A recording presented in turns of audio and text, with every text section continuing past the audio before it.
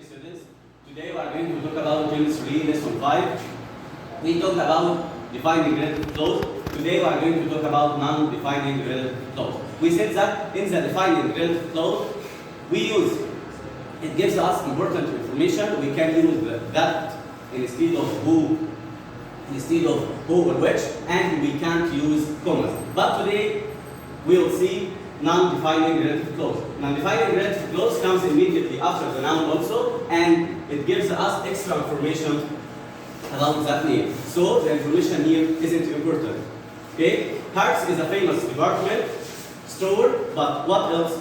Let's see. Hertz, which is in Knightsbridge in London, is a famous department store. So this is non-defining relative clause. It gives us extra information. The information here isn't important. We see that this sentence is followed by two commas. So this information is very extra. So this information is extra. It adds extra information to this sentence. The sentence makes sense without it. We can understand the sentence without this non-defining relative clause. Max Department Store is one of the largest shops in the world. It's in New York. So Max Department, comma, which is in New York, another comma, is one of the largest shops in the world. So it's separated from the main clause by two commas.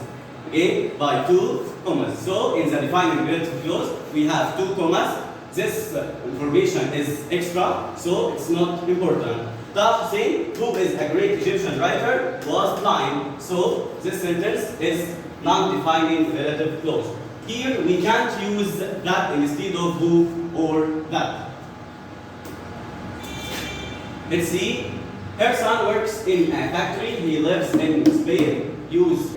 So number one, her son works in a factory. He lives in Spain. Use who refers to people. So her son, comma, who lives in Spain, where another comma works in a factory. So it's non-defining relative clause. So it gives us extra information between two commas. So we can't use that here. Number two, my sister wants to be a musician. She plays the violin. So the right answer is my sister, comma, who plays the violin, another comma, wants to be a musician.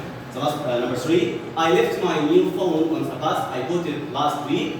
My new phone, the noun here, comma, which I bought last week, another comma, I left on the bus. The last one, I'd like to visit Buckingham Palace. The Queen lives there. So we will omit there and we will use where. Buckingham Palace, comma, where the king lives, another comma, I'd like to visit. Let's practice number one. I bought a second-hand car. It broke down 2 weeks later. Use which. We will begin the second-hand car, comma, which I bought, another comma, broke down 2 weeks later. Number two, the woman is my neighbor. She works at the post office. Use who. The woman, comma, who works at the post office, another comma, is my neighbor.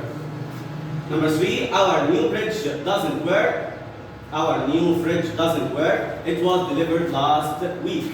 So the right answer is our new fridge, comma, which was delivered last week, another comma, doesn't work. Number four, we stayed at the hotel. It was extremely comfortable. Use where, talks about the hotel. So the hotel, comma, where we stayed, another comma, was extremely comfortable. The last one, Mrs. Smith is a teacher. Her mom knows my grandmother. Use whose. Mrs. Smith, comma, whose mom knows my grandmother is the teacher. That's all.